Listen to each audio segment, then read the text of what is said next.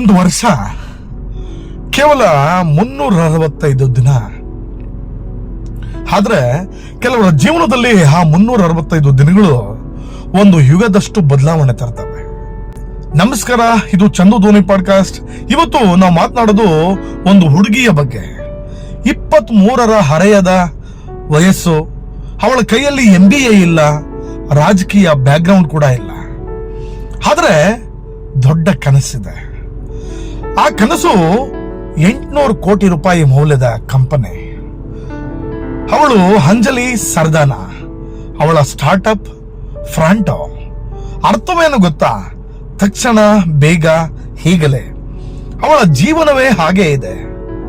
ಬೇಗ, ನಿರ್ಧಾರದಲ್ಲಿ, ಕಾರ್ಯದಲ್ಲಿ, ಯಶಸ್ಸಿನಲ್ಲಿ ಅಂತ.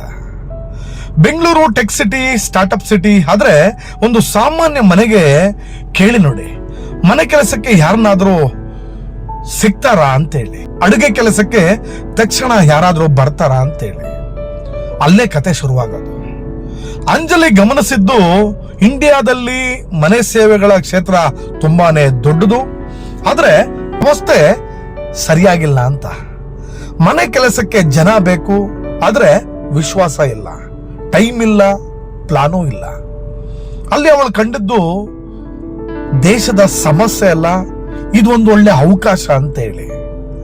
10 ನಿಮಿಷದಲ್ಲಿ ಮನೆ ಕೆಲಸದ ಸಹಾಯ ಸಾಧ್ಯ ಆಗುತ್ತಾ? ಬಹುತೇಕ ಜನರು ನಗ್ತಾರೆ, ಆದ್ರೆ ಯಶಸ್ಸು ಯಾವಾಗಲೂ ಮೊದಲಿಗೆ ನಗೆಯಾಗೇ ಬರೋದು, ನಂತರ ಅದೇ ನಗು ಚಪ್ಪಾಳೆಯಾಗಿ ಬದಲಾಗತ್ತೆ. ಹಾಗಾದ್ರೆ ಅವಳು ಹುಟ್ಟಾಕಿದ್ದ ಆ ಪ್ರಾಂಟೋ ಅಂದ್ರೆ ಏನು? ಪ್ರಾಂಟೋ ಏನ್ ಮಾಡುತ್ತೆ? ಪ್ರಾಂಟೋ ಏನ್ ಮಾಡುತ್ತೆ ಗೊತ್ತಾ? ಮನೆಗೆಲಸ, ಅಡುಗೆ, ಸ್ವಚ್ಛತೆ, ಬೇಸಿಕ್ ಗೃಹ ಸೇವೆಗಳು. ಅದರ ವಾಗ್ದಾನ ಕೇವಲ 10 ನಿಮಿಷದಲ್ಲಿ ಸೇವೆ. ಇದು ಕೇವಲ ಅಪ್ಲಿಕೇಶನ್ ಅಲ್ಲ, ಇದು ಒಂದು ವ್ಯವಸ್ಥೆ. ಅಂಜಲಿ ಮಾಡಿತ್ತು ಏನ್ ಗೊತ್ತಾ? ಅವಳು ಸೇವೆಗಳನ್ನ ಅನ್ಡಿಮಾಂಡ್ ಮಾಡಿದ್ರು. ಝೊಮ್ಯಾಟೊ ಆಹಾರ ತರ್ತದೆ, ಸ್ವಿಗ್ಗಿ ಗ್ರಾಸರಿ ತರ್ತದೆ, ಆದ್ರೆ ಮನೆ ಕೆಲಸಕ್ಕೆ ಏನು ಅನ್ನೋದನ್ನ ತುಂಬಾ ಬುದ್ಧಿವಂತಿಯಾಗಿ ಯೋಚನೆ ಮಾಡಿದ್ಲು. ಅವಳು ಹೇಳಿದ್ಲು, ನಾವು ಕೂಡ ಹೊಸತನ್ನ ತರ್ತೇವೆ ಅಂತ ಹೇಳಿ. ಆದ್ರೆ ಅದು ಡೆಲಿವರಿ ಅಲ್ಲ, ಅದು ಮಾನವ ಸೇವೆಯ ಡೆಲಿವರಿ. ಕೇವಲ ಒಂದೇ ಒಂದು ವರ್ಷ. ಸ್ಟಾರ್ಟ್ಅಪ್ ಲೋಕದಲ್ಲಿ 1 ವರ್ಷ ಅಂದ್ರೆ ಹುಟ್ಟು, ಹೋರಾಟ, ಅಸ್ತಿತ್ವದ ಪ್ರಶ್ನೆ ಗೆಳೆಯರೆ. ಆದ್ರೆ ಫ್ರಾಂಟೋ 200 ಕೋಟಿ ರೂಪಾಯಿ ಹೂಡಿಕೆ ಮಾಡಿ ಒಟ್ಟು ಮೌಲ್ಯ 830 ಕೋಟಿ ರೂಪಾಯಿಯನ್ನ ನನ್ನದಾಗಿಸ್ಕೊಂಡಿದೆ ಇವತ್ತು. ಅಂದ್ರೆ ಲೆಕ್ಕದಲ್ಲಿ ನಾವು ಹೇಳೋದಾದ್ರೆ $100 ಮಿಲಿಯನ್.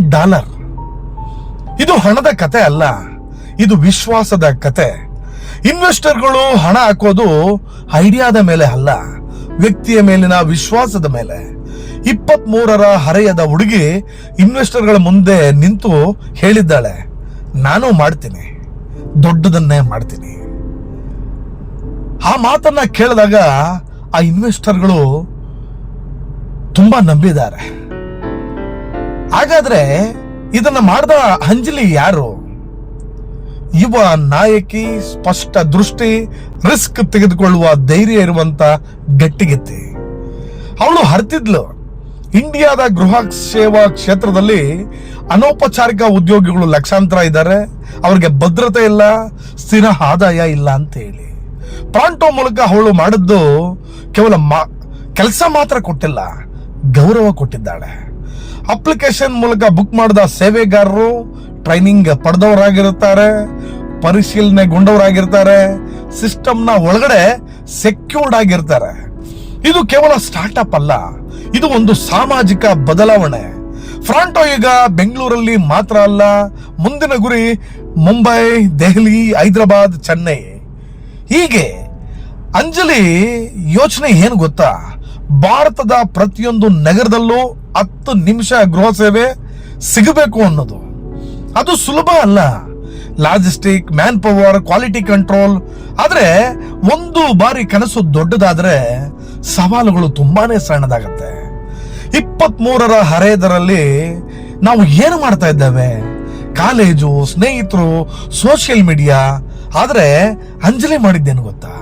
ಅವಳು ಉದ್ಯೋಗ ಸೃಷ್ಟಿಸಿದ್ದಾಳೆ, ಹಣದ ಮೌಲ್ಯ ಸೃಷ್ಟಿಸಿದ್ದಾಳೆ, ಮಹಿಳೆಯರಿಗೆ ಅವಕಾಶ ಸೃಷ್ಟಿ ಮಾಡ್ತಾ ಇದ್ದಾಳೆ. ಇದು ಕೇವಲ ಅವಳ ಜಯ ಅಲ್ಲ, ಇದು ಯುವ ಭಾರತದ ಜಯ. ಸಮಸ್ಯೆ ಕಂಡ್ರೆ ದೂರ ಹೋಗ್ಬೇಡಿ, ಅದರಲ್ಲಿ ಅವಕಾಶ ಹುಡುಕಿ. ವಯಸ್ಸು ಒಂದು ಸಂಖ್ಯೆ ಮಾತ್ರ, ದೃಷ್ಟಿಕೋನ ಮುಖ್ಯ. ಸಿಸ್ಟಮ್ ನಿರ್ಮಿಸಿ ಕೇವಲ ಐಡಿಯಾ ಸಾಲಲ್ಲ, ವಿಶ್ವಾಸ ಗಳಿಸಿ ಹಣ ಸ್ವತಃ ತಂತಾನಾಗೆ ಬರುತ್ತೆ. ಒಂದು ಹುಡುಗಿ, ಒಂದು ಅಪ್ಲಿಕೇಶನ್, 1 ವರ್ಷ, 800 ಕೋಟಿ ಮೌಲ್ಯ. ಇದು ಸಿನಿಮಾ ಅಲ್ಲ ಗೆಳೆಯರೆ, ಇದು ನಿಜ. ನಾಳೆ ನಿಮ್ಮ ಕತೆ ಯಾವುದು? ನಿಮ್ಮ 365 ದಿನಗಳ ಕ್ರಾಂತಿ ಯಾವುದು? ಇದು ನಿಮ್ಮ ಚಂದಧ್ವನಿ ಪಾಡ್ಕಾಸ್ಟ್, ನನ್ನ ದೃಷ್ಟಿ ನನ್ನ ಮಾತು. ಈ ಸಂಚಿಕೆ ನಿಮ್ಗೆ ಇಷ್ಟವಾದ್ರೆ ಶೇರ್ ಮಾಡಿ, ಕಮೆಂಟ್ ಮಾಡಿ. ನೀವು ಕೂಡ ಒಂದು ಕನಸು ಶುರು ಮಾಡ್ತೀನಿ ಅಂತ ಕಮೆಂಟ್ ನಲ್ಲಿ ಹೇಳಿ. ಮುಂದಿನ ಸಂಚಿಕೆಯಲ್ಲಿ ಮತ್ತೊಂದು ಸ್ಫೂರ್ತಿದಾಯಕ ಕಥೆಯೊಂದಿಗೆ ಭೇಟಿಯಾಗೋಣ. ಧನ್ಯವಾದಗಳು. ಜೈ ಹಿಂದ್.